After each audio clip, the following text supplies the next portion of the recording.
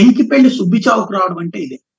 అల్లు అర్జున్ వచ్చేటప్పటికి అక్కడికి ఇది కరెక్ట్ గా ఎలక్షన్ ముందు రోజున అంటే ప్రచారపు గడువు ముగిసే రోజున వెళ్ళి నంద్యాలకి ప్రచారానికి వెళ్ళటం. ప్రచారం అంటే వైసీపీ తరపున కాకుండా అభ్యర్థి తనకి కుటుంబ మిత్రుడు అని చెప్పేసి వెళ్ళటం. ఆ వెళ్ళినటువంటి సందర్భంలో దాని మీద కంప్లైంట్ ఇవ్వడం ఇదంతా చూసాం.